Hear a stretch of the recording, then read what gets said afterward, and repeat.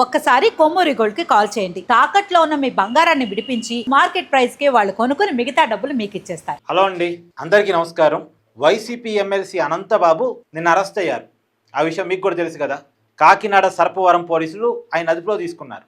Rajahmundry court దగ్గర court వాయిదాకు హాజరైనటువంటి అతన్ని అదుపులో తీసుకున్నారు. అతన్ని అరెస్టు చేయడానికి ఉన్న కారణం ఏంటి?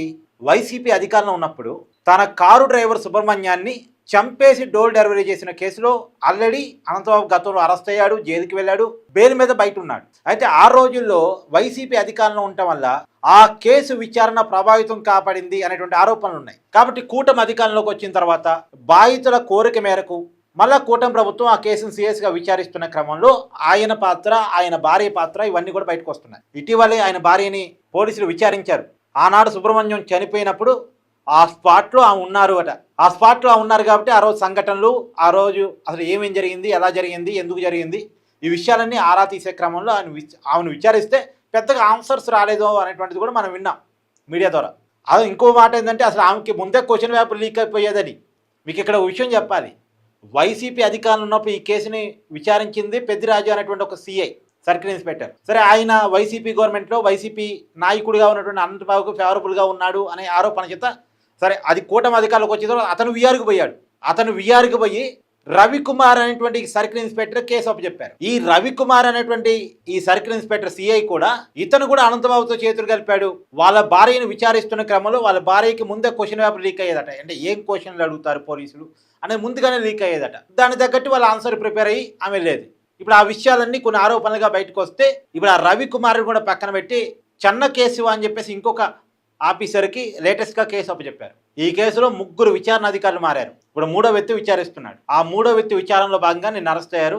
అరెస్టు కావటానికి ఉన్న రీజన్ ఏంటి అంటే ఇందాక మనం చెప్పుకున్నాం కదా, వాళ్ళ భార్య పాత్ర, అతని పాత్ర ఇవన్నీ బయటకు వస్తున్న క్రమంలో సాక్ష్యాలను తారుమారు చేయడం కోసం అనంతబాబు ట్రై చేశాడు అని. ఆ కేసులో ప్రధానమైన సాక్షులు నలుగురిని ఒక అపార్ట్మెంట్ పిలిపించి తలా 3 లక్షలు ఇస్తానని వాళ్ళతో ఒక ఒప్పందానికి, ఇతను ఒప్పందం అనేది వన్ సైడ్, వాళ్ళు ఒప్పుకోవాలి అవసరం లేదు. నేను 3 లక్షలు ఇస్తాను, కాముగా ఉండండి, నాకు అనుకూలంగా చెప్పండి, నాకు వ్యతిరేకంగా, నా భార్యకి వ్యతిరేకంగా చెప్పొద్దు, ఇంకొంటే తలా ₹1,00,000 అడ్వాన్స్ అని కూడా నలుగురికి ₹4 లక్షలు ఇచ్చి మొత్తం ఒక్కొక్కరికి 3 లక్షలు ఇస్తానని చెప్పి ఒక ఒప్పందం చేసుకుని ఇది ఏమన్నా బయట చెప్తే చంపేస్తాను. ఇప్పుడు ఈ డబ్బులో పందాలు నేను పిలిపించి మీతో మాట్లాడింది ఇవన్నీ కనుక బయటికి చెప్పారంటే మిమ్మల్ని చంపేస్తాను, సుబ్రహ్మణ్యం ఎలా చనిపోయాడో మీరు కూడా అలాగే చనిపోతారు అని బెదిరించాడు అనేటువంటి ఆరోపణతో కేసు బుక్ అయింది. సుబ్రహ్మణ్యం సోదరుడు కేసు పెట్టాడు. వీళ్ళు కూడా ఎవరైతే ఈ నలుగురు సాక్షులు ఉన్నారో వాళ్ళు కూడా ఒప్పుకున్నారు పోలీస్ స్టేషన్లో. అవునండి, మమ్మల్ని పిలిపించారు, మమ్మల్ని బెదిరించారు, ప్రలోభ పెట్టారు, తలా ₹1,00,000 చేతిలో పెట్టారు, తలా 3 లక్షలు ఇస్తామని చెప్పారు అని వాళ్ళు పోలీసులు చెప్పడం వల్ల ఆ కేసులు సాక్ష్యాలను తారుమారు చేయడానికి ప్రయత్నం చేశాడు, సాక్షులని ప్రలోభ పెట్టాడు, బెదిరించాడు అనే కేసులో నిన్న అనంతబాబుని అదుపులో తీసుకున్నారు. ఆల్రెడీ ఒక దళిత వ్యక్తిని తన కారు డ్రైవర్ని చంపి డోర్ డెలివరీ చేయడం అయితే ఒక పాపం అయితే, ఆ కేసులో నుంచి తప్పించుకోవడం కోసం సాక్షుల్ని బెదిరించడం, సాక్షుల్ని ప్రలోభ పెట్టడం ఇంకా తప్పు.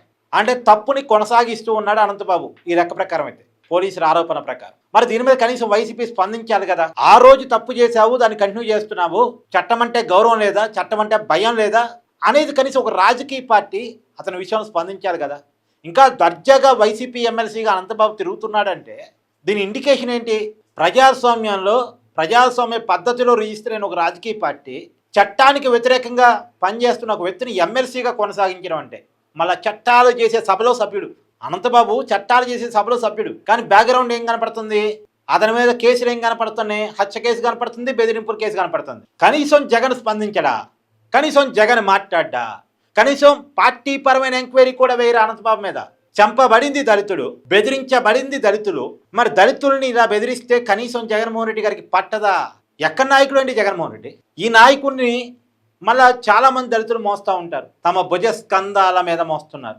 దళిత ఓట్ బ్యాంకులో చాలా ప్రధానమైన ఓట్ బ్యాంక్ వైసీపీకి ఉంది. ఇప్పుడు దళితులు ఆలోచించుకోవాలి, ఆ పార్టీని మనం మొయ్యాలా వద్దా అనేటువంటిది. ఒక దళిత కార్ డ్రైవర్ని చంపడం ఒక మహాపాపం అయితే, ఆ కేసు నుంచి బయటపడటం కోసం ఇంకా బెదిరించడం, ఇంకా చంపుతానంటాం, లేదు ప్రలోభ పెట్టడం, డబ్బులు ఇవ్వటం, అంటే ఎటు వెళుతుంది ఈ వ్యవస్థ? మళ్ళీ అతను చట్టసభలో సభ్యుడు, ఒక పార్టీకి ఒక పెద్ద నాయకుడు.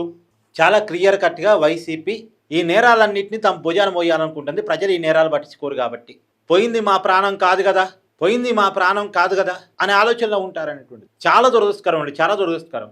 ఇవాళ ప్రాణం పోయింది పక్కింటోడిది కావచ్చు, ఎదురింటోడిది కావచ్చు, రేపు మన ఇంటి దాకా రాదని గ్యారంటీ లేదు ఆ ప్రమాదం. నేర స్వభావాన్ని పెంచి పోషిస్తే, నేరస్తులను చట్టసభల్లో పెడితే, నేర స్వభావం ఉన్న వాళ్ళనే అందలం ఎక్కిస్తే రేపు మన నెత్తి మీద కూడా కత్తి వస్తుంది. అది ఎవరి కాళ్ళుగా ఆలోచించుకోవాల్సిన అవసరం ఉంది.